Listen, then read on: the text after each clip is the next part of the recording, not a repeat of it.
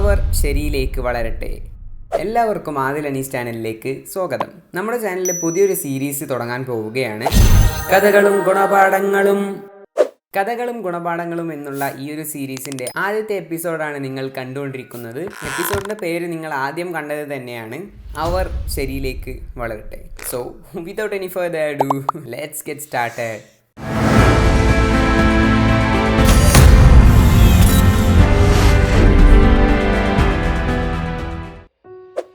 ഒരു കഥ പറഞ്ഞ് തന്നെ തുടങ്ങാം. പൂന്തോട്ട നിർമ്മാണമാണ് ഭാര്യയുടെയും ഭർത്താവിൻ്റെയും വിനോദം. അവർക്ക് 7 വയസ്സുള്ള ഇരട്ട കുട്ടികളുണ്ട്. അങ്ങനെ ഒരു ദിവസം പുതുതായി വാങ്ങിയ ഒരു പുല്ല് വെട്ടുന്ന യന്ത്രം അച്ഛൻ മക്കൾക്ക് കാണിച്ചു കൊടുത്തു. പുതുതായി വാങ്ങിയത് കൊണ്ട് തന്നെ സാധനം കണ്ടപ്പോൾ അതൊന്ന് പരീക്ഷിച്ച് നോക്കിയാലോ എന്നുള്ള ഒരാശ അവരുടെ മനസ്സിൽ മുളയ്ക്കുകയാണ്. അങ്ങനെ അച്ഛൻ്റെ ശ്രദ്ധ മാറി എന്നറിഞ്ഞപ്പോൾ കുട്ടികൾ യന്ത്രം പ്രവർത്തിപ്പിക്കാൻ നോക്കി. കുട്ടികളായത് കാരണം കൊണ്ട് തന്നെ സംഗതി പാളിപ്പോയി. നിയന്ത്രണം വിട്ട യന്ത്രം ചെടികളും പൂക്കളും നശിപ്പിച്ചു. തൻ്റെ ഏറെ നാളത്തെ അധ്വാനം വെറുതെ ആയതിൽ ദേഷ്യം പൂണ്ട അച്ഛൻ കയ്യിൽ കിട്ടിയ വടിയുമായി മക്കളെ അടിക്കാൻ നെത്തുകയാണ്. ഇത് കണ്ട അമ്മ ഓടിയെത്തി അദ്ദേഹത്തെ തടഞ്ഞുകൊണ്ട് പറയുകയാണ്, നമ്മൾ വളർത്തുന്നത് കുട്ടികളെയാണ്, പൂക്കളെയല്ല.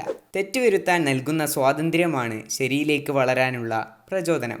ഏതൊരു പ്രശസ്തനായ വ്യക്തിയുടെ ചരിത്രം എടുത്തു നോക്കിയാലും അതിൽ കുറേ പ്രയാസങ്ങളുടെയും പ്രതിസന്ധികളുടെയും തോൽവികളുടെയും ഭാഗങ്ങൾ കാണുവാൻ സാധിക്കും. ഒരാൾ കഴിഞ്ഞുപോയ നാളുകളിൽ അനുഭവിച്ച പ്രയാസങ്ങളുടെ പ്രതിഫലമായിട്ടാണ് ഇന്ന് അയാൾ സന്തോഷവാനായിരിക്കുന്നത്. അല്ലെങ്കിലും ഒരു ദിവസം കൊണ്ട് പൂർണ്ണ വളർച്ച പ്രാപിക്കുകയോ ആദ്യ തവണ തന്നെ പിഴവില്ലാതെ പ്രവർത്തിക്കുകയോ ചെയ്ത ആരെങ്കിലും ഉണ്ടാകുമോ? തെറ്റ് വരുത്തുന്നതിനേക്കാൾ വലിയ തെറ്റുമോ എന്ന പേടി കൊണ്ട് ഒന്നും ചെയ്യാതിരിക്കുക എന്നതാണ് എന്നുള്ള തിരിച്ചറിവ് കുട്ടിക്കാലത്തെ ലഭിച്ചില്ലെങ്കിൽ പിന്നീടുള്ള നമ്മുടെ ജീവിതം നിർജീവവും നിർഗുണവുമായിരിക്കും. ഒരിക്കലൊരു മനുഷ്യൻ കുറേ ആനകളുടെ അടുത്തുകൂടി നടന്നു പോകുന്ന ഒരു സന്ദർഭത്തിൽ അവയുടെ കാലുകളിൽ കെട്ടിയിട്ടുള്ള ചെറിയ കയറുകൾ കാണുവാനിടയായി. ഇത് കണ്ടതോടെ ഇതിനെക്കുറിച്ച് ആലോചിക്കാൻ തുടങ്ങി. ഇവയുടെ കാലുകളിൽ ചങ്ങലകളില്ല, ഇവയെ കൂട്ടിലും ഇട്ടിട്ടില്ല.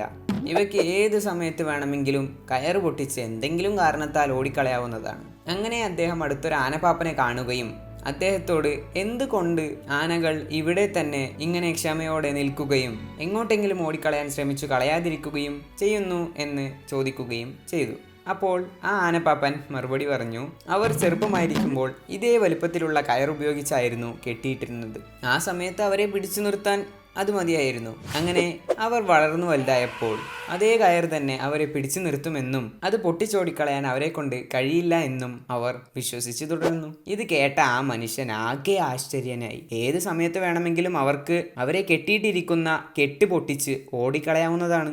പക്ഷേ അവർക്ക് പറ്റില്ല എന്നുള്ള ഒരൊറ്റ വിചാരം കാരണം അവർ നിൽക്കുന്നിടത്ത് തന്നെ നിലകൊള്ളുകയാണ്. ഈ ആനകളെപ്പോലെ നമ്മളിൽ എത്ര പേരാണ് നമ്മളെപ്പോഴോ ഒരു വട്ടം തോറ്റു എന്നതുകൊണ്ട് എന്നെക്കൊണ്ട് ചെയ്യാൻ സാധിക്കില്ല എന്ന വിചാരവുമായിരിക്കുന്നത്? തോൽവി ശ്രമിച്ചു എന്നതിനുള്ള വലിയ തെളിവും വിജയത്തിൻ്റെ തുടക്കവുമാണ്. വീഴാതെ വളരുന്നവർക്ക് അനുഭവജ്ഞാനമോ പ്രായോഗിക ബോധമോ ഉണ്ടാവില്ല. അതുകൊണ്ട് തന്നെയാണ് തിയറി പഠിക്കുന്നതിനോടൊപ്പം തന്നെ പ്രാക്ടിക്കൽ കൂടി പഠിച്ചു വരുന്നത്. തിയറി മാത്രം പഠിക്കുകയും പ്രാക്ടിക്കൽ പഠിക്കാതിരിക്കുകയും ചെയ്യുകയാണെങ്കിൽ പിന്നെ ആ പഠിച്ച തിയറി കൊണ്ട് പ്രത്യേകിച്ച് ഒരു ഉപകാരവുമില്ല. തിയറി പഠിക്കുന്നതിനോടൊപ്പം തന്നെ എങ്ങനെ പഠിച്ച സംഭവം പ്രായോഗികമായി ഉപയോഗിക്കാം എന്നുകൂടി പഠിക്കുമ്പോഴാണ് അതൊരു യഥാർത്ഥ പഠനമാവുന്നത്. ഒരു കഥ കൂടി പറയാം. 2 ആളുകളുടെ കഥയാണ്.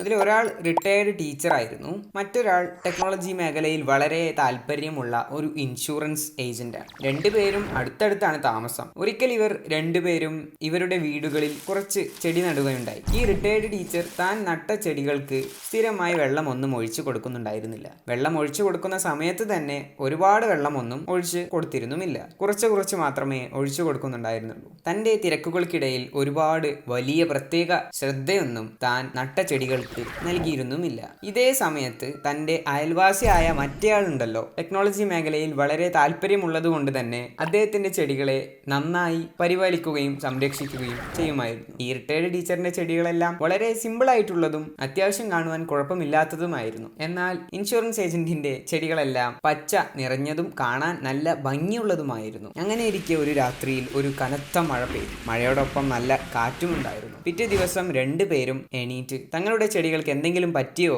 എന്ന് നോക്കുവാൻ വേണ്ടി പുറത്തു വരികയാണ്. അങ്ങനെ ഇൻഷുറൻസ് ഏജന്റ് തന്റെ തോട്ടത്തിൽ വന്ന് നോക്കിയപ്പോൾ കണ്ടത് തന്റെ ചെടികളുടെ വേരെല്ലാം മറ്റ് മൊത്തത്തിൽ നശിച്ചു കിടക്കുന്ന കാഴ്ചയായിരുന്നു. പക്ഷേ ആ ടീച്ചറുടെ ചെടികൾക്ക് അങ്ങനെ വലുതായി ഒന്നും സംഭവിച്ചിട്ടുണ്ടായിരുന്നില്ല. എങ്ങനെയായിരുന്നു ആ ചെടികൾ ആ സംഭവത്തിന് മുമ്പുണ്ടായിരുന്നത് അതേപോലെ തന്നെ മണ്ണിൽ ഉറച്ചു നിൽക്കുകയായിരുന്നു അവ. ഇൻഷുറൻസ് ഏജന്റിനെ സംബന്ധിച്ചിടത്തോളം ഈ ഒരു കാഴ്ച എന്നത് അദ്ദേഹത്തിനെ വിസ്മയിപ്പിക്കുന്ന ഒന്നായിരുന്നു. അങ്ങനെ പെട്ടെന്ന് അദ്ദേഹം ടീച്ചറുടെ അടുത്ത് പോയി ആശ്ചര്യത്തോടെ ചോദിച്ചു, നമ്മൾ രണ്ടുപേരും ഒരേ ചെടികൾ ഒപ്പമല്ലേ നട്ടത്? നിങ്ങൾ നിങ്ങളുടെ ചെടികളെ സംരക്ഷിച്ച് പരിപാലിക്കുന്നതിനേക്കാളും ഞാനാണ് എൻ്റെ ചെടികളെ കൂടുതൽ വെള്ളമെല്ലാം നൽകി പരിപാലിച്ചിരുന്നത്.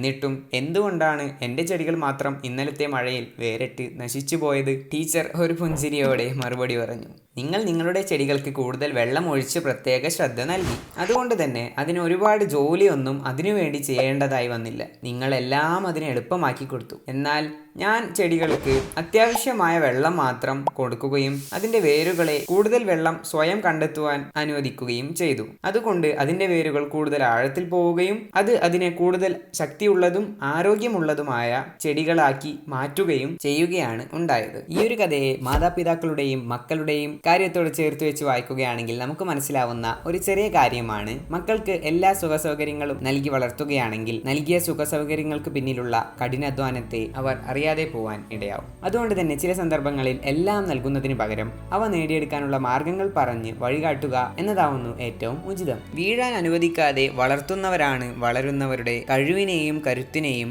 അവഹേളിക്കുന്നത്. ഒന്നിനും അനുമതിയില്ലാതെ നിയന്ത്രണ രേഖയ്ക്കുള്ളിലൂടെ മാത്രം രൂപപ്പെടുന്നവർക്ക് സ്വതസിദ്ധമായ മാർഗങ്ങളോ സ്വതന്ത്രമായ ചിന്തകളോ ഉണ്ടാകില്ല.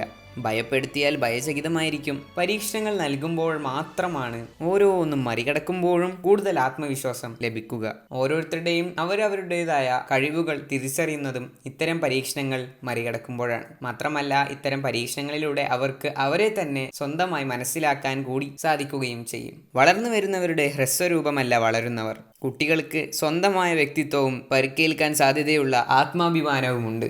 അങ്ങനെ തുറന്നു വിട്ടാലും ആകാശം വേണ്ടെന്ന് പറഞ്ഞ് സ്വയം കൂട്ടിലിട്ടിരിക്കുന്ന ചില കിളികളെ പോലെ ആവാതിരിക്കാൻ വേണ്ടി നമ്മൾ ശ്രമിക്കേണ്ടതുണ്ട്. അപ്പോൾ ഈ ഒരു വീഡിയോയിലൂടെ നമ്മൾ പറഞ്ഞത് 3 കഥകളാണ്. ആദ്യമായി ആ 2 കുട്ടികൾ യന്ത്രം പ്രവർത്തിപ്പിച്ച് നോക്കിയതിൻ്റെ കഥ. രണ്ടാമതായി ആനകളെ കണ്ട ആ മനുഷ്യൻ ആശ്ചര്യത്തോടെ ആനപ്പാപ്പാനോട് ചോദിച്ച ആ ചോദ്യത്തിൻ്റെ കഥയായിരുന്നു. മൂന്നാമതായി അടുത്തടുത്ത് താമസിക്കുന്ന 2 ആളുകളുടെ ചെടികളുടെ കഥയായിരുന്നു. ഇതുപോലുള്ള വീഡിയോസ് നിങ്ങൾക്ക് ഈ ഒരു ചാനലിലെ പ്ലേലിസ്റ്റിൽ പോവുകയാണെങ്കിൽ ലഭ്യമാവുന്നതായിരിക്കും. സോ ഈ ഒരു വീഡിയോയിലൂടെ നിങ്ങൾക്ക് ലഭിച്ച ചെറിയ അറിവ് നിങ്ങളുടെ ഭാവി വളർച്ചയ്ക്കുള്ള പ്രചോദനമാവും എന്നുള്ള പ്രതീക്ഷയോടെ അവസാനിപ്പിക്കുന്നു. അടുത്തൊരു വീഡിയോ വരെ നിങ്ങൾ കണ്ടുകൊണ്ടിരിക്കുന്നത് ആദിൽ അനീസ്. ബൈ.